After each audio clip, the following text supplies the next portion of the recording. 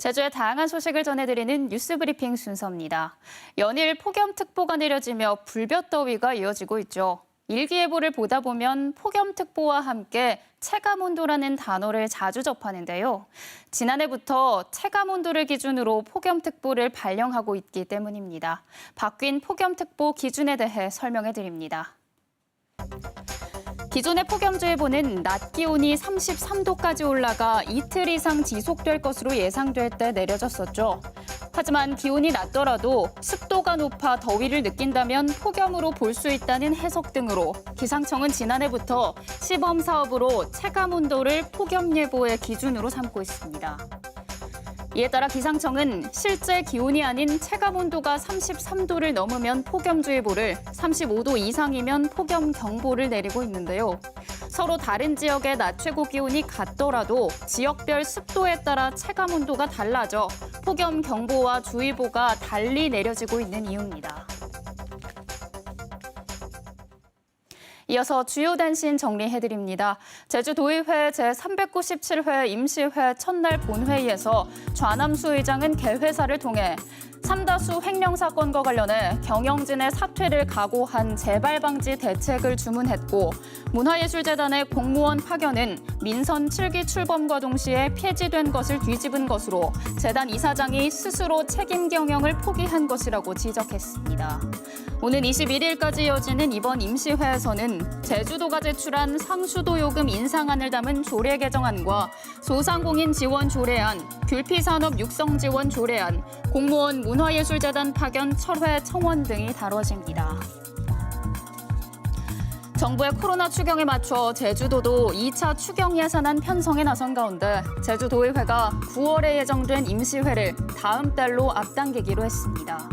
도의회 의회운영위원회는 9월 7일부터 14일까지 열 예정이던 제398회 임시회를 다음 달 26일부터 9월 7일까지로 시기를 앞당기고 회기는 5일 더 늘리기로 의결했습니다. 도의회는 다음 달 임시회에서 제주도 2차 추경안을 심사해 코로나19 위기 지원을 제때 하겠다는 입장입니다.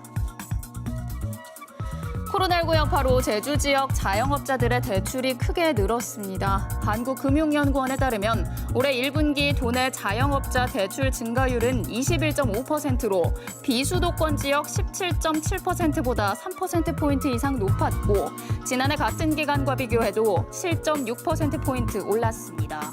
이는 제주 지역 자영업자의 부채 규모가 다른 지역보다 더 늘었다는 의미로 올해 상반기 소상공인을 포함한 중소기업 대출 상담도 14,000여 건으로 집계됐습니다. 제주시와 제주자치경찰단은 어제 합동단속을 벌여 제주시 내 오피스텔 50개 객실을 관광 숙박시설로 운영해온 모 법인을 적발했다고 밝혔습니다. 이 법인은 원룸과 투룸 형태의 오피스텔을 숙박 사이트에 홍보해 관광객들에게 하루 7만 원 상당의 숙박비를 받아온 것으로 나타났습니다. 생활형 숙박시설이 숙박신고 없이 돈을 받고 운영하면 공중위생법 위반이고 올해만 99건이 적발됐습니다. 제주도청 앞에서 집회하다가 도지사 차량을 막아 세운 혐의로 기소된 민주노총 조합원들에게 무죄가 선고됐습니다. 제주지방법원 형사 2단독은 2019년 4월 도청 앞에서 민간위탁 사업 반대 집회를 하다 도지사 차량을 막아서며 면담을 요구하는 등 특수 공무집행방해 혐의로 재판에 넘겨진 민주노총 조합원 4명에 대해 무죄를 선고했습니다. 재판부는 CCTV 등 증거를 확인한 결과 범죄 사실이 증명됐다고 인정할 수 없다고 밝혔습니다. 제주지방법원 형사 3단독은 인터넷 도박 자금을 마련하기 위해 2019년 4월부터 지난해 7월까지 고객들의 현금 보유금을 90여 차례에 걸쳐 임의로 사용하고 피해자 계좌에서 돈을 인출하는 등 1억 6천만 원을 횡령한 혐의로 서귀포시 은행 직원 30살 오모 씨에게 징역 1년에 집행유예 2년을 선고했습니다. 재판부는 범행 동기가 불량하다면서도 횡령금을 모두 보전한 점을 고려해 이같이 선고했습니다. 제주 4.3 발발 73년 만에 미국에서도 4.3 진실 규명을 위한 기념사업회와 유가족회가 결성됩니다. 재미 제주 4.3 기념사업회 유가족회는 현지 시각 16일 오전 화상회의 방식으로 출범식을 갖습니다. 초대 회장은 4.3 유족이면서 미국의 올해의 기자상을 받은 언론인 양수연 씨가 맡기로 했습니다. 이들 단체는 미국 주요 도시에 4.3 기념비 건립을 추진할 계획입니다.